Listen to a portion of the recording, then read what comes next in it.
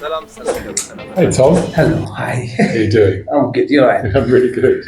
ሰላም ጤና ይስጥልን ክቡራትና ክቡራን የቶም ሾው ፕሮግራም ተከታታዮች እንደምን ሰነበታችሁ እንደምን አላችሁ? እንግዲህ ዛሬ ለየት ባለ መልኩ ከትልቅ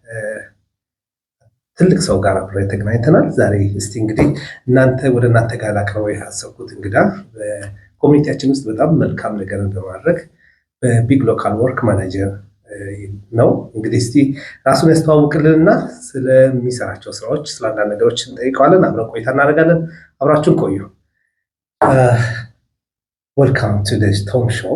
Thank you. I really appreciate that you give me your time. And I want you to introduce yourself first, then we can talk about what you are doing. I'm really happy to be on the show with you, Tom. It's a real honour. My name is Lodewijk, and I manage a charity in Bermondsey called Big Local Works, and we do work with the community in this area. Thank you.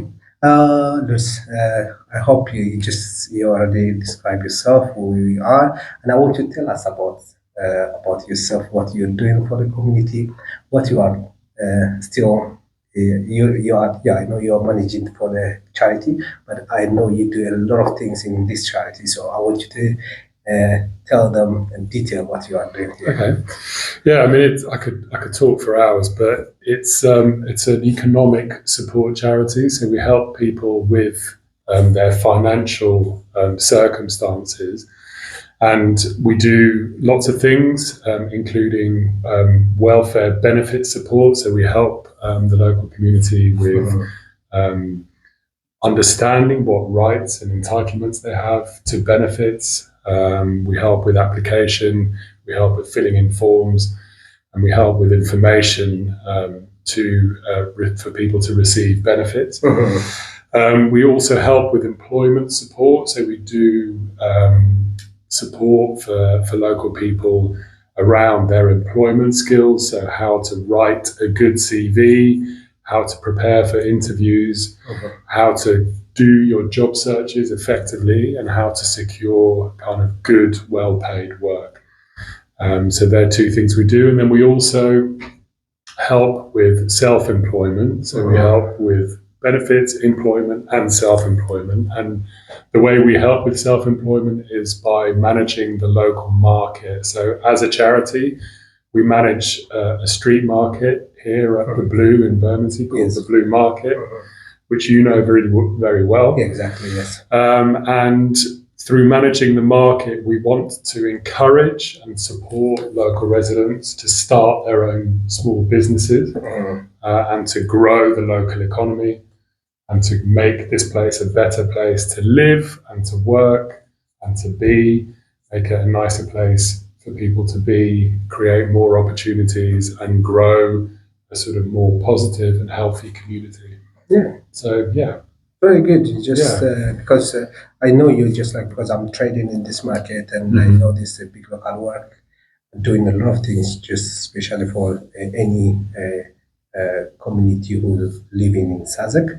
And I know that a lot of people is getting help with different sources, like, as you said, charity and mental health, finding a job, a lot of, categories. Yeah, it's lots of things. I mean, I guess, once you start to address the needs and the support that people need in communities like this, where there is still actually a high level of deprivation, high levels of poverty in this community. We live, in an area that's surrounded by sort of affluence, but actually within our local community, there are still some really key sort of social and economic issues that we have to support people with. So yeah, we work very hard to try and understand, what people need. I think there are some things we can help with and some things are very difficult to help with. So actually, we have to be quite focused on how we can support people in the best possible way. But yeah, we try as much as possible to really understand and know everyone in our community. So know who's there, who needs help, what kind of help they need. And then we try as much as we can to support, or we try and find other organisations who can come in and give those bits of support that we can't provide. So yeah, I mean, there's always a lot to do, as you know. The office is always very busy, but it's really good work, and I feel, collectively that we are making a big difference in this area. That's great. Just why I'm taking this question to you, because just you want me to help our community, Ethiopian and Eritrean community, and we'll discuss about the family. And I know what we're doing here. So always I talk about the big local works, what he's doing for us, and also like this as a council, they supporting in each and everyone, and also like there's the family matters and the way we are doing right now with Ethiopian language, which is Amharic, and also like we supporting in the other hand to the families. What do you say about this? What we are doing right now? I mean, so we've known each other for a long time, and I think it's always interesting and really helpful to understand the very specific needs of a certain community. And I know that I guess kind of being a community, a small community within London, is difficult. It has its particular challenges in terms of language, in terms of access to information, in terms of opportunities, in terms of overcoming additional barriers to integration and general kind of quality of living. And I think what we really want and we appreciate is that actually within this community there are lots of individual unique kind of communities that have all unique kind of challenges and barriers, and we want to help solve those barriers. And actually as a charity we can offer both kind of specific advice on things like for example benefits or immigration issues or housing. We try and solve them, but also we have this wonderful office here that actually we really want community groups to use. We want people to feel that they have access to spaces, nice spaces, comfortable spaces, free spaces. So I think that's another thing. Like in London, if you want to use a room, it often costs a lot of money. So actually what we want to be able to do is go, look, we've got this great space, use it, use it to do this type of work, use it to run workshops, use it to run courses or evenings or events or film showings or music, or use the space as a community space. And actually because it's in the centre of town as well, in the centre of Bermondsey, hopefully it will start also to allow people around here to understand and appreciate and start to really engage with Ethiopian culture, music, food, coffee, dancing, all those types of kind of stuff that could happen here. Just means that you as a community are able to access space, but also be more visible and have more opportunity to kind of integrate with other communities here. And what we really want is to build a much more visible and tolerant community here. And actually by offering people space and by allowing, cultural exchanges to happen here and on the market and in the square, it all means that we're moving towards a much more vibrant, much more interesting, much more tolerant place.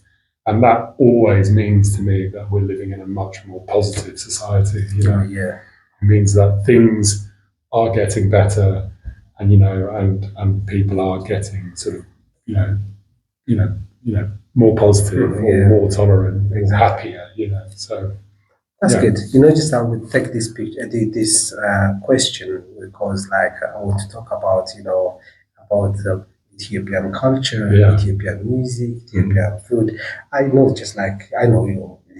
see your relation, we know each other, but I want you to tell me about Ethiopian food, Ethiopian music, and just what makes you to like the Ethiopian culture and stuff like that. I mean, I guess kind of my big introduction to Ethiopian food is through you, Tom. So you obviously know how much I love eating your food and how much I sort of appreciate Thank you. what you do and how great your cooking is. So, Yeah, in the first it's just instance, thank you so much. Thank you. you're very much my kind of my sort of my channel into Ethiopian food. But yeah, so obviously injera, I love Yes. I love the bread, I love the food, I love the the variety and the taste and the spices that you use. But actually, also, I have a real interest in Ethiopian culture through music. And actually, often I love the sort of interactions that we have about Exactly. music. Yes. And Yes. my big one is obviously Mulata. Mulatu Astake, one of the biggest and the legend musicians in Ethiopia as well. Yeah. And I love the fact that you've danced with him. Yes, we do. Yes. And in a way, it's kind of it's the sort of it's the kind of lovely balance of sort of African sounds with kind of like jazz and sort of kind of indigenous sort of sounds that feel that I love listening to it and actually I often sort of play you songs that I found and you're like I know this and it's like a really lovely kind of like exchange. I remember you just opened it on your car and then we just passed by and then I heard the jazz music like Ethio jazz and just you even though there's like I can't remember what type of music was it but you knew it was very Ethiopian, old and I was like do you like those kind of music? And then I was finding for you even to buy for you. But when I went to Ethiopia, I'd love that would be my dream is to go and sort of like record shopping in Ethiopia and find all the like. Definitely, we'll go together and you'll find. I'd love to go to Ethiopia. I'd love to go. Do you have any plan? I mean, we've talked about it. I mean, I would love to.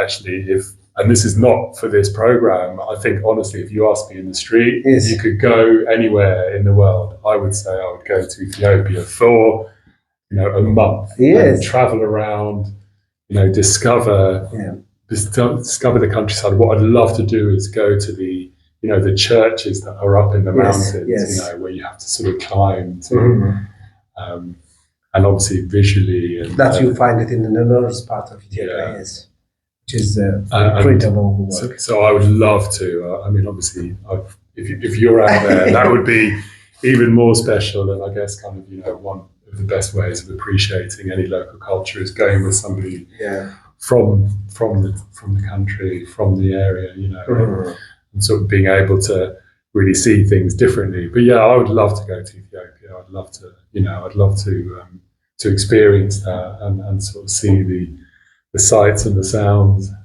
So hopefully one day that would happen. I mean, I know you're going next year. Yes. Every year I want to, just like that makes me more relaxing, more happier when I'm going back. You're connecting with your roots. And then just like I feel more comfortable.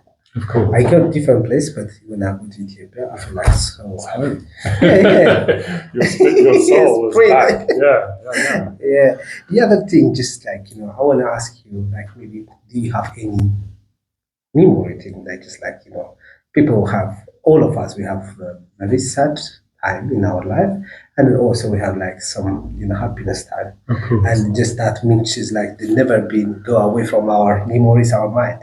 So do you have anything that you can share to the talk show audience? Yeah, I mean, I guess you're right. There's always very strong happy and very strong sort of sad memories. And I guess kind of, if you look at the extremes, often it's life and death. And I suppose life is the happy part. And I guess memories of, I have two beautiful daughters and memories of them being born, it's like really strong, kind of very happy, very sort of powerful memories, I suppose, that always stay with me.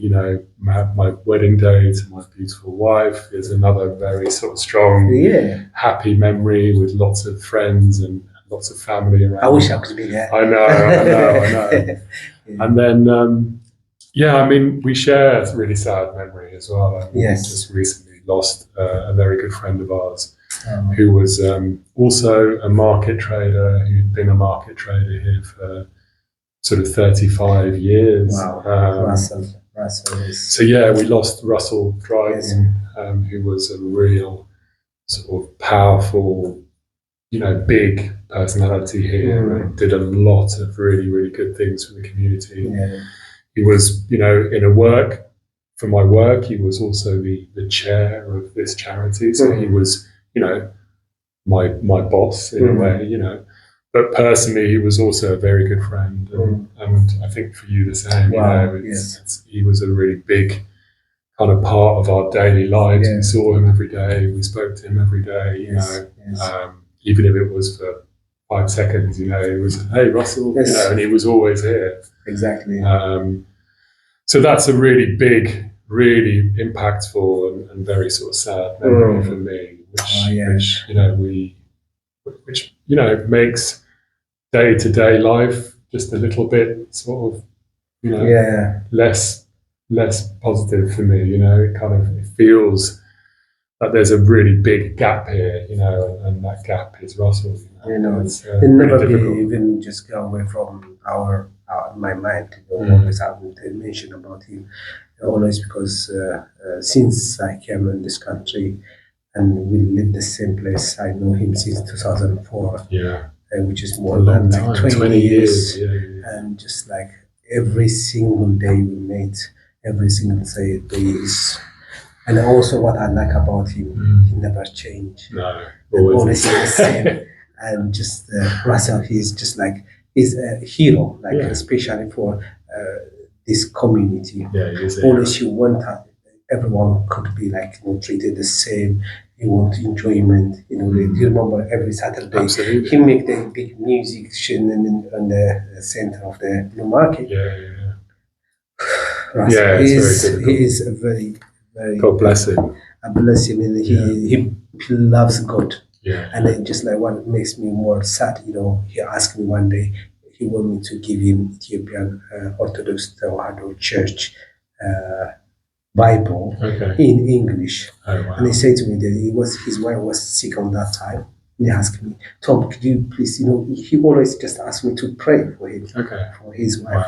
And one day he said to me, could you please bring me the Bible in English, not like Christian, Orthodox. I want to have an Orthodox. And he would just, he's such has a very clean heart, and he's so, good man. So bless him, and we miss him. Yeah, we really miss him. Really missed it. Every day. And we talk about a lot of things now. Just like you see, at least my people, they used to know you, and they already knows who you are, and just and I want you to just, even if you have anything that just you want to tell us to our community, young generation, anyone, just you want them to just maybe this information will help them or something that just you can pass. Yeah, I mean, I always think that we're all humans, and I think that at times I imagine London is a sort of challenging place to be, for young people. It's difficult finding work. It's difficult, to feel part of society, But I think that that really strongly that I guess kind of what you put in, the effort and the energy that you put into something is going to be rewarded, So you need to be really focused on what you want to do, understand what your opportunities are, and understand what you need to do to sort of get to where you want to be, and you need to be, committed to that. And I think, it's a real cliche, but hard work does pay off, and you need to be kind of sort of consistent with your energy and your effort, and actually really focused on the things that are important to you. So, family, friends, relationships, your responsibilities. And I guess kind of that, that there's also so much distraction in phones and in other people. And, wasting time. Sort of, and I guess kind of what is important, if you took all that stuff away, what is important? It's love, it's respect, it's relationships, it's your life, and actually, your life is now, it's not in the future, it's here just every day. Yeah. And actually every day is important, I think we've just talked about, life and death and actually, we live somewhere in between and actually every day is important. It's not important, not today is not in 10 years time, it's today. And today there is every opportunity and every sort of possibility that you can take a step towards what you want to do, but you have to do it today, it has to happen today. And I think, life is beautiful, that life is great, life is wonderful, life is a gift. Exactly. And I think we have to appreciate that. We have to appreciate no matter how challenging the day is, because we know life is difficult. Life is, it's not always easy, but it is a gift, and make the most of it. Wow, it's a very good thing that just like everybody heard about this, and just like it is a very good comment, a very good message. If we understand, if we know about life, just life is today. For future is God knows. Today you have to make yourself happy, comfortable, be nice, and then everything will be, okay tomorrow. So for today, we have to be enjoying. Definitely. The other thing, just like, have you ever tasted Ethiopian coffee? And what do you talk about Ethiopian coffee and talk show? Tell me some about Ethiopian coffee and talk show. Well, again, Tom, I mean, it's always about Wagga, it's always about the fantastic coffee. Thank you. Thank you. It's always amazing. And I'm looking forward to our first coffee ceremony. Yes, we're going to have the coffee ceremony soon. And then we will have that memory of our beloved Russell. And we begin to make it like everyone welcome to come and say respect for showing his respect. Absolutely. And we can say, like, bless him and rest in peace. So we're going to do that by next week, I think. Yes. Yeah. And the other thing, just like already I finished all my inquiries, and I mean, I hope definitely you will have a very good feedback from Tom Show. I look forward to it. Yeah, it's fantastic. It's really good to be here. Thank you so much for giving me your time. Really appreciate it. And I would like to say thank you for anything that you are doing for me, for my family, for my work as well. So you're the one who just like encouraged me to do things, and I'm really happy with that. Brilliant. And I want you to just like keep doing that, and don't really appreciate. Thank you for your time. Thanks, I will see you next time. And just like maybe if there is any question comes from my people, definitely. I will bring it to you, and then we will talk about that. And absolutely. ክቡራትና ክቡራን የቶክ ሾው ፕሮግራም ተከታታዮች እንግዲህ በዛሬው ቀን ከውድ በጣም ከማከብረው ጓደኛዬን ብለው ወይንም ፍሬንድ ወይንም ኢዝ ቬሪ ናይስ ማን ሰው ከሱ ጋር ያሳለፍኩትን ጊዜ ተከታተላችሁት ነው።